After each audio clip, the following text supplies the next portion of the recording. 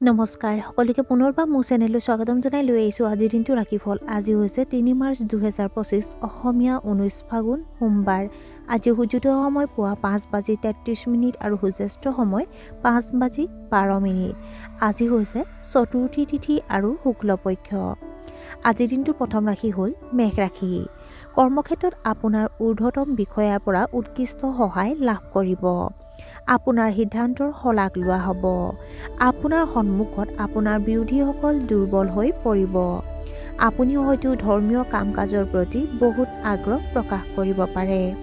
আদালতৰ গোচৰত আপুনি জয় লাভ কৰিব পাৰে। বৃষ ৰাশি। ব্যৱসায়ত অবাঞ্ছিত অংশীদাৰিত্বত সোমাবলগীয়া হ'ব পাৰে। শ্ব' অফৰ বাবে আপুনি লোকচানৰ সন্মুখীন হ'ব পাৰে। আত্মনিৰীক্ষণ কৰিব লাগিব। আপোনাৰ জীৱনসংগীৰ পৰামৰ্শ আপোনাৰ বাবে অতি উপকাৰী বুলি প্ৰমাণিত হ'ব। ৰাজনীতিৰ লগত জড়িতসকলে হয়তো গুৰুত্বপূৰ্ণ দায়িত্ব লাভ কৰিব। মিথুন ৰাশি। ধন ধাৰে দিয়াৰ পৰা বিৰত থাকিব লাগে। ব্যৱসায়ত হোৱা লোকচানৰ ক্ষতিপূৰণ আপুনি দিব পাৰে। কোনো ডাঙৰ কাম কৰাৰ আগতে ভালদৰে পৰিকল্পনা কৰা উচিত। আপোনাৰ অধীনস্থ কৰ্মচাৰীসকলৰ কাম কাজত আপুনি সন্তুষ্ট হ'ব। কৰ্কট ৰাশি।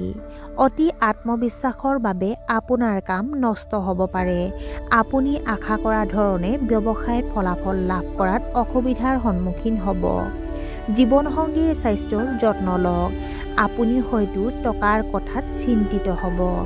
অচিনাকি মানুহৰ ওপৰত নিৰ্ভৰ নকৰিব। সিংহ ৰাশি। আপোনাৰ বৈবাহিক সম্পৰ্কত প্ৰেম আৰু মধুৰতা বাঢ়িব। কৰ্মক্ষেত্ৰত সন্মান পাব। প্ৰতিযোগিতামূলক পৰীক্ষাৰ বাবে প্ৰস্তুতি চলোৱাসকলৰ বাবে দিনটো অতি শুভ। শিল্পৰ লগত জড়িতসকলে খ্যাতি পাব। ৰাজনৈতিক মানুহে উচ্চ পদবী পাব। কন্যা ৰাশি। আপুনি ইতিবাচক শক্তিৰে ভৰি পৰিব। আপুনি আপোনাৰ ব্যৱসায়িক নীতিৰ পৰিৱৰ্তন আনিব পাৰে। আপোনাৰ কৰ্মদক্ষতা বৃদ্ধি পাব। আপোনাৰ সামাজিক আধিপত্য বাঢ়িব পাৰে। কথা কওঁতে কথাবোৰ নিয়ন্ত্ৰণ কৰিব লাগে। শিক্ষাৰ্থীসকলে পঢ়া শুনাৰ প্ৰতি গুৰুত্ব সহকাৰে থাকিব। তুলা ৰাশি। ছাত্ৰ ছাত্ৰীসকলে পঢ়া শুনাত অতি সাৱধান হোৱাটো প্ৰয়োজন।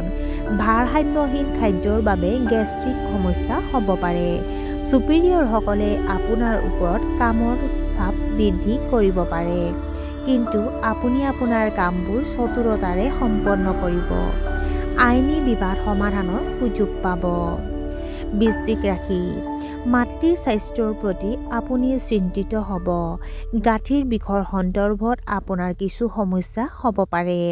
ভুল বুজাবুজিৰ বাবে সম্পৰ্কত মতানৈক্য হ'ব পাৰে। আবেগেৰে বোৱাই নিয়াৰ পৰা আৰু সকলোৰে সন্মুখত গুৰুত্বপূৰ্ণ কথাবোৰ ভাগ বতৰা কৰাটো পৰিহাৰ কৰক। আজিয়ে নতুন ব্যৱসায় আৰম্ভ নকৰিব। ধনু ৰাশি। আপোনাৰ ঘৰলৈ সঘনাই অতিথিৰ আগমন হ'ব পাৰে। আপোনাৰ বৈবাহিক সম্পৰ্কত প্ৰেম বাঢ়িব। নিৰ্মাণ কামৰ সৈতে জড়িত প্ৰকল্পসমূহ পুনৰ আৰম্ভ হ'ব পাৰে। আপোনাৰ জনসংযোগৰ বৃত্তটো সম্প্ৰসাৰিত হ'ব। দৈনন্দিন কাম কাজত যোগ আৰু ধ্যান ধাৰণা অন্তৰ্ভুক্ত কৰিব লাগে। মকৰ ৰাশি। আপুনি আপোনাৰ স্বাস্থ্যজনিত সমস্যাৰ পৰা মুক্তি পাব পাৰে। আপুনি নিজৰ লক্ষ্যত মনোনিৱেশ কৰি থাকিব। আপোনাৰ কামৰ মানদণ্ড বৃদ্ধি পাব। কিন্তু আপোনাৰ কৃতিত্বত সন্তুষ্ট নহ'ব। চৰকাৰী কৰ্মচাৰীয়ে ছুটী লোৱাৰ পৰিকল্পনা কৰিব পাৰে। পূৰ্বপুৰুষৰ সম্পত্তিৰ লগত জড়িত আপোনাৰ কথাবোৰ আবদ্ধ হৈ পৰিব পাৰে। কুম্ভ ৰাশি। পৰিয়ালৰ কোনো সদস্যৰ বিয়াক লৈ আলোচনা হ'ব পাৰে। মহিলাসকলে কান্ধ আৰু কঁকালৰ বিষৰ সমস্যাৰ সন্মুখীন হ'বলগীয়া হ'ব পাৰে। ওচৰ চুবুৰীয়াৰ লগত ভাল আচৰণ কৰা উচিত। কেৰিয়াৰক লৈ চিন্তিত হৈ পৰিব পাৰে যুৱকসকলে। বন্ধু এজনক লগ কৰিবলৈ যাব পাৰে। ছ'চিয়েল মিডিয়াত আপুনি সাৱধানে প্ৰতিক্ৰিয়া কৰা উচিত। আৰু আজিৰ দিনটোৰ শেষৰ ৰাশিটো হ'ল মীন ৰাশি। আইনী বিষয়ত অসাৱধান নহ'ব। আপুনি আপোনাৰ সুনামৰ বাবে অতিশয় চিন্তিত হ'ব। আপোনাৰ ৰুটিন সংগঠিত কৰি ৰাখক। মূৰৰ বিষ আৰু মাইগ্ৰেইন ৰোগীয়ে কিছু সমস্যাৰ সন্মুখীন হ'ব পাৰে। আপোনাৰ ব্যৱসায়ত লাভ হ'ব, কিন্তু মানসিক চাপো বাঢ়িব। আৰু আজিৰ দিনটো ৰাশিফল ইমানতে অন্ত পৰিছে। আশা কৰোঁ আপোনালোক প্ৰত্যেকৰে আজিৰ দিনটো সুন্দৰ হওক। ধন্যবাদ।